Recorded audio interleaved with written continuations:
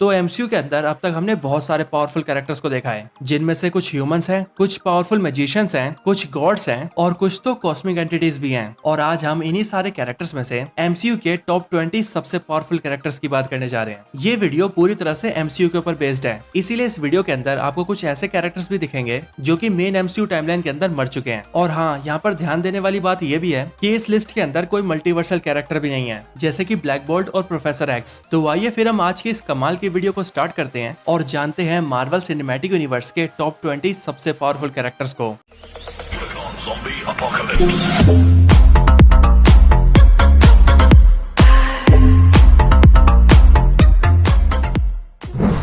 Number 20 कर्स। तो कर्स एक powerful dark elf है जिसका रियल नेम एलग्रिम होता है और ये एलग्रिम मेलाकिथ की आर्मी के अंदर लेफ्टिनेंट होता है। कर्स एमसीयू का एक बहुत ही पावरफुल कैरेक्टर है और इसे इसकी पावर्स कर्स स्टोन से मिली है, जो कर्स स्टोन मेलाकिथ ने ईथर का यूज करके बनाया था। और आप सब ये जानते हैं कि ईथर रियलिटी स्टोन था। फर्क सिर्फ इतना था कि जब रियलिटी स्टोन लिक्विड फॉर्म में था तब उसे ईथर कहा जाता था। और ये तो हमने एमसीयू के अंदर साफ देखा हुआ है कि एक इन्फिनिटी स्टोन से पावर्स मिलने के बाद कोई कैरेक्टर कितना ज्यादा पावरफुल बन सकता है। फॉर एग्जाम्पल कैप्टन मार्वल और वांडा मैक्सिमॉफ। कर्स भी इतना ज्यादा पावरफुल था कि जिस म्योनिर को कोई बिना वर्दी नस के उठा भी नहीं सकता, उसी म्योनिर को कर्स ने अपने एक ही हाथ से डिफ्लेक्ट कर दिया था, जिसके बाद म्योनिर दूर जाकर गिरा था। कर्स पावरफुल तो बहुत है, लेकिन इसका नेगेटिव पॉइंट ये है कि जिस कर्स स्टोन से इसे पावर्स मिली है, वो कर्स स्टोन अपने यूजर के लाइफ फोर्स को ऑब्जॉर्व करता है। इसीलिए ये कर्स स्टोन अपने विल्डर को कुछ ही टाइम में खत्म कर देता है। और यही एक मेजर रीजन है जिसकी वजह से कर्स इस लिस्ट के अंदर इतना नीचे है। अदरवाइज ये कैरेक्टर इस लिस्ट में काफी ऊपर आ सकता था।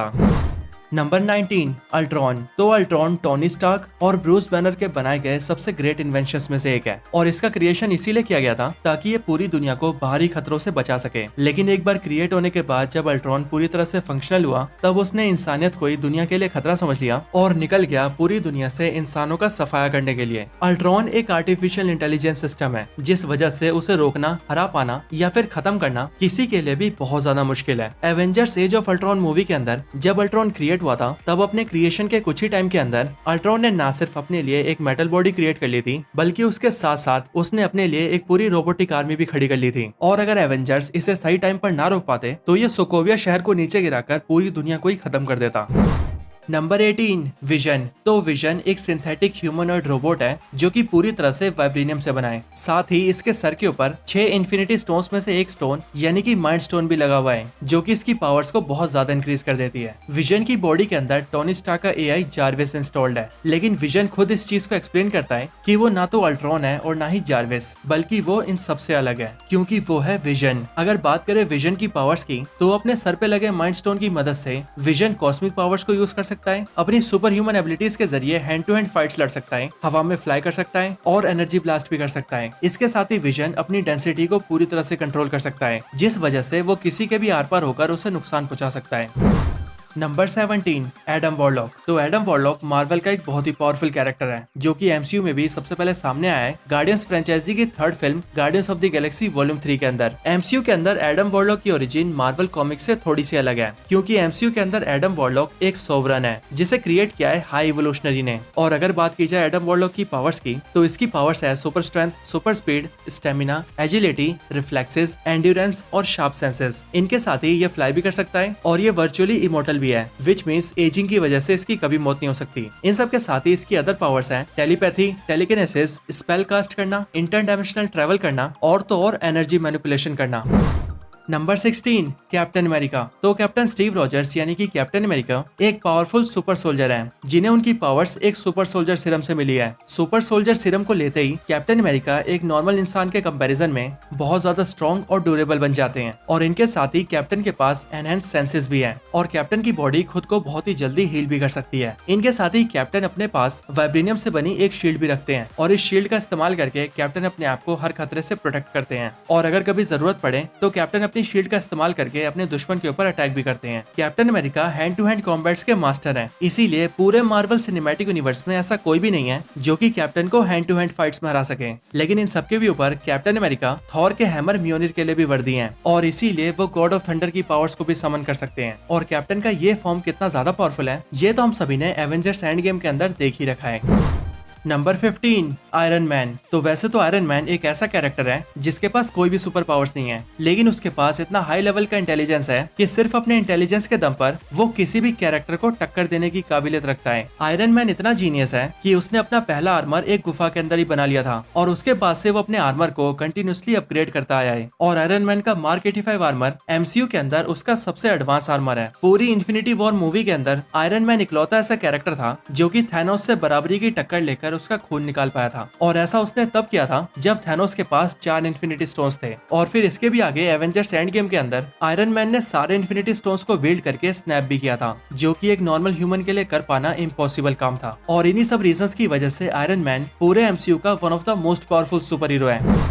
नंबर 14 हेला। तो हेला ऑल फादर ओडिन की बेटी और गॉड ऑफ थंडर थॉर की बहन है, जो कि देवी है मौत की, और इसीलिए इसे गॉडेस ऑफ डेथ कहा जाता है। हेला एक इम्पेशेंट, वॉयलेंट और एक बहुत ही ब्रूटल कैरेक्टर है, जो कि किसी की जान लेने से पहले एक बार भी नहीं सोचती। और अगर बात करें हेला की पावर्स की, तो हेला की पावर लेवल्स इतनी ज्यादा है कि वो उरु मेटल से बने थॉर के म्योनिर को अपने सिर्फ एक ही हाथ से तोड़ चुकी है। हेला अपनी बॉडी के किसी भी पार्ट से जैसे चाहे वैसे वेपन्स को क्रिएट कर सकती है, और अपनी इस पावर का यूज करके Hela most of the time swords और एक्स जैसे वेपन्स को क्रिएट करती है और इन्हीं वेपन्स से अपने एनिमीज पर अटैक करती है। हेला को नुकसान पहुंचाना भी बहुत मुश्किल है, और अगर किसी तरह हेला को कोई नुकसान हो भी जाए तो तब भी हेला उस नुकसान को बहुत जल्दी हील कर सकती है। और सिर्फ यही नहीं, बल्कि इनके अलावा हेला वैल्करीज की पूरी आर्मी को भी अकेले खत्म कर चुकी है। उन्हीं वैल्करीज को जिन्हें एसगार्ड की सबसे इलाइट वॉरियर्स माना जाता है। लेकिन इतनी ज्यादा पावरफुल होने के बावजूद भी हेला को इस लिस्ट में हमने इतना नीचे इसीलिए रखा है क्योंकि हेला की पावर्स का मेन सोर्स एसगार्ड है, यानी एसगार्ड से ही हेला को उसकी पावर्स मिलती है। और इसका मतलब यही है कि हेला को एसगार्ड के अंदर हराना तो बहुत मुश्किल है, लेकिन अगर हेला से एसगार्ड के बाहर फाइट की जाए तो तब हेला को हराया जा सकता है। और अब क्योंकि एसगार्ड पूरी तरह से बर्बाद हो चुका है, इसीलिए अब हेला की पावर्स भी अब बहुत कम हो चुकी है।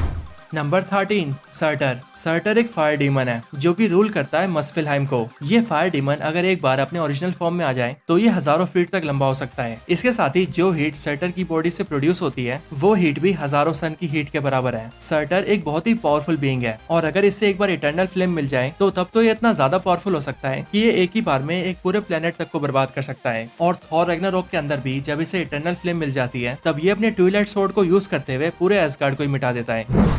Number 12 Hulk. तो मार्वल कॉमिक्स का हल्क बेशक से बहुत पावरफुल हो, लेकिन अगर बात की जाए एमसीयू के हल्क की तो मार्वल सिनेमैटिक यूनिवर्स के हल्क की हालत कुछ ज्यादा अच्छी नहीं है, क्योंकि एमसीयू में हल्क को पहले आयरन मैन ने पीटा, फिर थॉर ने पीटा, और फिर उसके बाद तो थैनोस ने भी पीटा। लेकिन इन सब के बावजूद भी हल्क अभी भी मार्वल के फिजिकली सबसे स्ट्रॉन्ग कैरेक्टर्स में से एक है, और अपने स्ट्रेंथ के दम पर हल्क ने अब तक बहुत से स्ट्रॉन्ग कैरेक्टर्स को ढेर किया है। और बेशक से प्रोफेसर हल्क बनने के बाद हल्क पहले से थोड़ा सा कमजोर हुआ हो, लेकिन तब भी हमें ये नहीं भूलना चाहिए कि हल्क वही सुपर हीरो है जिसने इन्फिनिटी स्टोन्स के स्नैप को सर्वाइव किया है। इन सब के साथ ही मैं आप सभी से कहना चाहूंगा कि मार्वल सिनेमैटिक यूनिवर्स के अंदर हल्क को अभी भी बहुत ज्यादा एक्सप्लोर किया जाएगा, क्योंकि अगर मैं सही बताऊं तो एमसीयू के अंदर हमने हल्क को अब तक सही से देखा भी नहीं है। बट ये सब फ्यूचर की बात है, इसीलिए अगर अभी के हिसाब से देखा जाए तो इस टाइम पर हल्क एमसीयू के सबसे पावरफुल कैरेक्टर्स की लिस्ट में नंबर 12 पर आता है।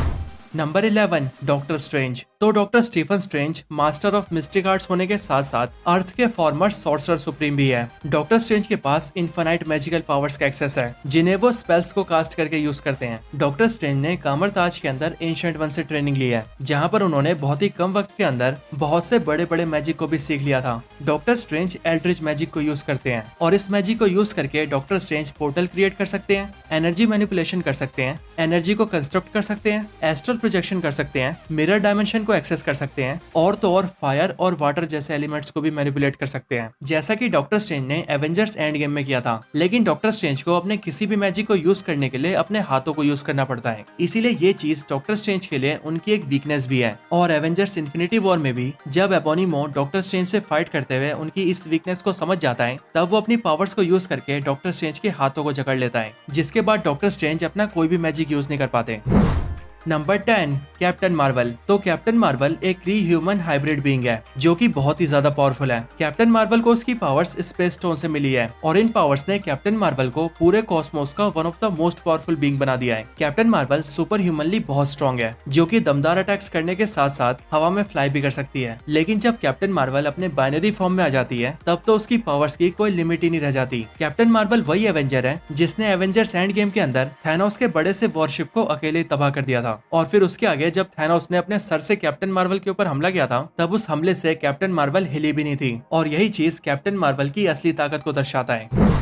Number 9, Hercules. तो हरकुलिस एमसीयू का एक काफी नया कैरेक्टर है, जो कि हम सभी को सबसे पहले दिखा था थॉर फ्रेंचाइजी की चौथी film Thor love and thunder के एंड क्रेडिट सीन के अंदर। हरकुलिस गॉड ऑफ स्ट्रेंथ है और इसका स्ट्रेंथ सारे ओलंपियन गॉड्स में सबसे ज्यादा है। हरकुलिस स्ट्रेंथ के मामले में सारे ओलंपियन गॉड्स के साथ साथ अपने फादर जियोस से भी ज्यादा पावरफुल है। लेकिन ये फैक्टर सिर्फ स्ट्रेंथ में है, क्योंकि अगर ओवरऑल पावर्स में देखा जाए तो स्काई फादर जियोस हरकुलिस से बहुत ज्यादा पावरफुल है। हरकुलिस इतना स्ट्रॉन्ग है कि मार्वल कॉमिक्स के अंदर अपनी स्ट्रेंथ का यूज करके इसने गॉड ऑफ थंडर थॉर का भी सामना किया है और थॉर से लड़कर उसे बराबरी की टक्कर दी है। मार्वल कॉमिक्स में हरकुलिस बहुत स्ट्रॉन्ग है, क्योंकि कॉमिक्स में अपने स्ट्रेंथ के दम पर ये थॉर से लड़कर उसे बराबरी की टक्कर देने के साथ साथ एबोमिनेशन और गैलेक्टस जैसे कैरेक्टर्स को भी ओवरपावर कर चुका है। साथ ही साथ ये सिल्वर सर्फर के सर्फ बोर्ड को भी ब्रेक कर चुका है और मैनहट्टन जैसे बड़े शहर को सिर्फ अपने हाथों से लिफ्ट कर चुका है।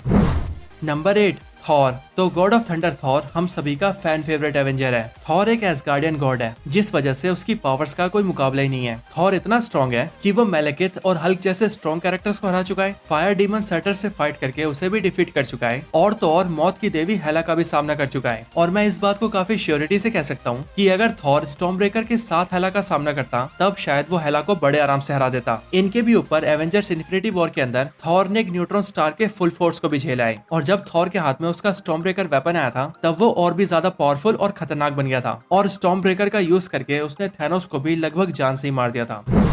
Number 7, Thanos. तो मैड टाइटन थैनोस एक इटर्नल डेविएंट हाइब्रिड बीइंग है, जिसका उसकी पूरी लाइफ के अंदर सिर्फ एक ही गोल रहा है, आधे लोगों को जान से मार दिया जाए ताकि बचे हुए आधे लोग ज्यादा रिसोर्सेज के साथ अच्छी लाइफ जी सके। थैनोस यूनिवर्स के सबसे पावरफुल बींग्स में से एक है और इसीलिए ये हल्क और थॉर जैसे पावरफुल कैरेक्टर्स को भी ओवर पावर कर चुका है। और वैसे तो थैनोस बिना स्टोन्स के बहुत पावरफुल है, लेकिन जब थैनोस के पास सारे इन्फिनिटी स्टोन्स आ जाते हैं, तब उसकी पावर्स एक कॉस्मिक एंटिटी जितनी हो जाती है, जो कि सिर्फ अपनी सोच से ही बहुत कुछ कर सकता है। यहाँ तक कि सारे स्टोन्स के रहते हुए थैनोस हर वो काम कर सकता है जो वो करना चाहता है, वो भी सिर्फ अपने सोचने भर से। लेकिन अगर बिना इन्फिनिटी स्टोन्स के देखा जाए तो तब भी थैनोस बहुत पावरफुल है। Number 6, Scarlet Witch. तो वांडा मैक्सिमॉफ यानी कि स्कारलेट विच पूरे एमसीयू की सबसे पावरफुल एवेंजर है। स्कारलेट विच एक पावरफुल विच है, जिसकी पावर्स तब सामने आती है जब माइंड स्टोन उसकी पावर्स को ट्रिगर कर देता है। Scarlet Witch chaos magic use करती है और अपने केओस मैजिक को यूज करके वो एनर्जी मैनिपुलेशन कर सकती है, मैटर मैनिपुलेशन कर सकती है, टेलीकिनेसिस कर सकती है, टेलीपैथी यूज कर सकती है और फोर्स फील्ड भी जनरेट कर सकती है। इनके अलावा स्कारलेट विच फ्लाई भी कर सकती है, इल्यूजन्स क्रिएट कर सकती है और किसी दूसरे के माइंड को कंट्रोल करके उसे हेलुसिनेशंस भी दिखा सकती है, जैसा कि उसने एवेंजर्स एज ऑफ अल्ट्रॉन के अंदर एवेंजर्स के साथ किया था। एवेंजर्स इन्फिनिटी वॉर के बैटल ऑफ वकांडा के अंदर स्कारलेट विच ने उस थैनोस को अपने एक ही हाथ से रोक दिया था, जिसे सारे एवेंजर्स मिलकर भी नहीं रोक पाए थे। और इसके आगे एवेंजर्स एंड गेम में भी थैनोस को ओवर पावर करते हुए उसके उरू मेटल से बने डबल एज स्वॉर्ड को भी तोड़ दिया था। और तब अगर थैनोस सभी के ऊपर फायर ब्लास्ट ना करवाता, तब शायद स्कारलेट विच अकेले ही उसकी जान भी ले लेती। Number 5, Odin. तो ओडिन बोर्सन एसगार्ड का फॉर्मर किंग है और सभी रियाम्स का ऑल फादर है। ओडिन की पावर लेवल्स बहुत हाई है, इवन स्ट्रेंथ और अदर एबिलिटीज में ओडिन थॉर और हेला से भी ज्यादा पावरफुल है। ओडिन के पास फाइट करने का भी लाखों सालों का एक्सपीरियंस है और इन लाखों सालों के अंदर ओडिन ने बहुत सारी बैटल्स को लड़के सभी रियाम्स को जीत रखा है। लेकिन ओडिन की जो पावर्स उसे सबसे ज्यादा पावरफुल बनाती है, वो है Odin force. Odin force basically एक पावरफुल मिस्टिकल एनर्जी है, जिसे सिर्फ और सिर्फ एसगार्ड के किंग और ऑल फादर से यूज कर सकते हैं। और इसीलिए इन सारी पावर्स के साथ ओडिन इतने ज्यादा पावरफुल बन जाते हैं कि वो बिना ज्यादा एफर्ट के ही बड़ी से बड़ी फाइट को भी सिर्फ पलक झपकते खत्म कर सकते हैं। Number 4, celestials. तो सेलेस्टियल्स मार्वल की वो कॉस्मिक रेस है जिन्हें फर्स्ट फर्मामेंट ने क्रिएट किया था, लेकिन अपने क्रिएशन के बाद ही इन सेलेस्टियल्स ने फर्स्ट फर्मामेंट के खिलाफ होकर ही उसके टुकड़े कर दिए, जिससे मार्वल कॉमिक्स में मल्टीवर्स का जन्म हुआ। सेलेस्टियल्स ऐसे पावरफुल कॉस्मिक एंटिटीज हैं जिन्हें मार्वल यूनिवर्स का गॉड कहा जा सकता है, क्योंकि मार्वल यूनिवर्स के अंदर आप जो भी देखते हैं उन सभी के क्रिएशन के लिए ये सेलेस्टियल्स ही रिस्पॉन्सिबल है। और इन सेलेस्टियल रेस के अंदर Exitar the executioner, Eson the researcher, god head और अरिशियम द जज जैसे बहुत से पावरफुल सेलेस्टियल्स भी हैं, जो कि नॉर्मल सेलेस्टियल्स के मुकाबले भी बहुत ज्यादा पावरफुल हैं। ये सभी सेलेस्टियल्स नियर इमोर्टल और ओमनीपोटेंट है, जो कि मार्वल यूनिवर्स के अंदर कुछ भी कर सकते हैं। Number 3, Dormammu. तो डोरमामू एक इंटर डायमेंशनल एंटिटी है जो कि रूल करता है डार्क डायमेंशन को। डोरमामू साइज के मामले में बहुत ज्यादा बड़ा है, यहाँ तक कि एमसीयू की डॉक्टर स्ट्रेंज मूवी के अंदर जब इसका फर्स्ट अपीयरेंस हुआ था तो वहाँ पर भी पूरी स्क्रीन में सिर्फ इसके फेस को ही दिखाया गया था। डोरमामू डार्क डायमेंशन में रहता है, जिस वजह से उसके ऊपर टाइम का भी कोई असर नहीं होता और ना ही उसके ऊपर यूनिवर्स का कोई भी रूल अप्लाई होता है। डोरमामू अपनी डार्क एनर्जी से कुछ भी कर सकता है और इसीलिए इसे इसके डार्क डायमेंशन में हराना नियर इम्पॉसिबल है। यहाँ तक कि डॉक्टर स्ट्रेंज की मूवी के अंदर अगर डॉक्टर स्ट्रेंज डोरमामू को टाइम लूप के अंदर ना फंसाते तब शायद डोरमामू डॉक्टर स्ट्रेंज से कभी हारता भी नहीं, क्योंकि डोरमामू तो इतना ज्यादा पावरफुल है कि वो अपनी डार्क पावर्स के जरिए अनगिनत प्लैनेट्स को अपनी डार्क डायमेंशन का हिस्सा बना चुका है। Number 2, Kang the conqueror. Nathaniel Richards aka Kang the conqueror Loki series के अंदर दिखने वाले ही हू रिमेन्स का सबसे पावरफुल वेरिएंट है, जिसने मल्टीवर्सल वॉर के दौरान बहुत सी अदर यूनिवर्सेस को भी कॉन्कर कर लिया था। कैंग द कॉन्करर सबसे पहले सामने आया था एंटमैन फ्रेंचाइजी की third film Antman and the Wasp Quantumania के अंदर, जहां पर हम सभी ने देखा था कि कैसे कैंग द कॉन्करर ने अपने दिमाग और अपनी टेक का यूज करके पूरे क्वांटम रियल्म को अपना किंगडम बना लिया था और सब कुछ को अपने कंट्रोल में ले लिया था। कैंग द कॉन्करर इतना ज्यादा पावरफुल और ब्रूटल है कि उसने सारी टाइमलाइंस को कॉन्कर करने के लिए न जाने अनगिनत टाइमलाइंस को खत्म कर दिया है और एक एक टाइमलाइन के अंदर अरबों खरबों बींग्स एग्जिस्ट करते थे, जिसका मतलब इस अकेले कैंग द कॉन्करर ने अब तक अनगिनत लोगों की जान ली है। इसने इतनी जाने ली है कि उसकी कोई गिनती भी नहीं कर सकता। और हाँ, मैं आप सभी को बता दूं कि जितने भी टाइमलाइंस को इसने खत्म किया है उन टाइमलाइंस के अंदर एक से एक पावरफुल कैरेक्टर्स थे, चाहे बात करें थॉर जैसे गॉड की या फिर डॉक्टर स्ट्रेंज जैसे पावरफुल सॉर्सरर सुप्रीम की। ये कैंग द कॉन्करर सबको मिटा चुका है। इसके साथ ही साथ कैंग द कॉन्करर इतना ज्यादा पावरफुल है कि वो ना सिर्फ टाइमलाइंस को कॉन्कर करता है बल्कि मार्वल कॉमिक्स के अंदर ये तक बताया गया है कि ये पास्ट टाइम से लेकर प्रेजेंट तक और प्रेजेंट से लेकर फ्यूचर तक सब कुछ कंट्रोल करता है। और इसी एक रीजन की वजह से Kang the conqueror Marvel universe के मोस्ट पावरफुल कैरेक्टर्स में से एक कहलाता है।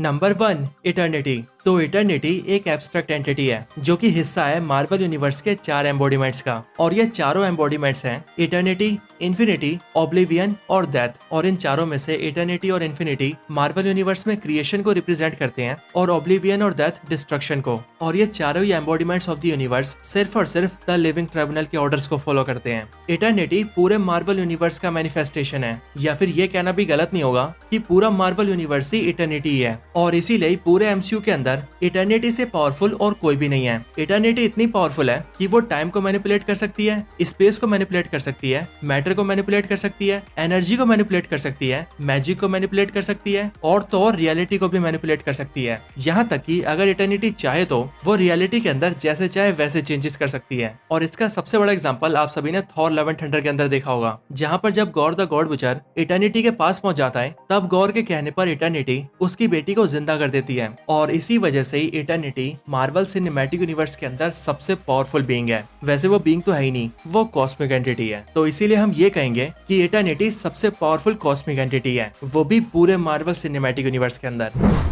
तो दोस्तों यही थी वीडियो मार्वल सिनेमैटिक यूनिवर्स के टॉप 20 सबसे पावरफुल कैरेक्टर्स के ऊपर। आपको ये वीडियो कैसी लगी मुझे कमेंट्स में जरूर बताएं, और अगर आपका कोई और रिकमेंडेशन हो तो वो भी मुझे कमेंट करके जरूर बताएं। इसके साथ ही जैसा कि मैं वीडियो के स्टार्टिंग में भी बता चुका हूँ कि अगर आप सभी को हमारी ये वीडियो पसंद आई हो तो आप वीडियो को लाइक जरूर करें, और वीडियो को लाइक करने के साथ साथ वीडियो के ऊपर कमेंट भी करें, क्योंकि एज आई ऑलवेज सेज आप सभी के लाइक्स और कमेंट्स को देखकर ही हमें मोटिवेशन मिलता है। तो बस आज की इस वीडियो में इतना ही। इस वीडियो को यहीं पर एंड करते हैं। वीडियो पसंद आई हो तो लाइक करें, चैनल को सब्सक्राइब नहीं किया तो अभी के भी सब्सक्राइब करें। बाकी वीडियो को शेयर करना चाहते हैं तो इसे अपने दोस्तों के साथ शेयर भी जरूर करें, और आप सभी इसी तरह से हंसते और मुस्कुराते रहें। बाकी मैं आप सबसे मिलता हूँ ऐसे किसी और बेहतरीन वीडियो में, तब तक के लिए गुड बाय।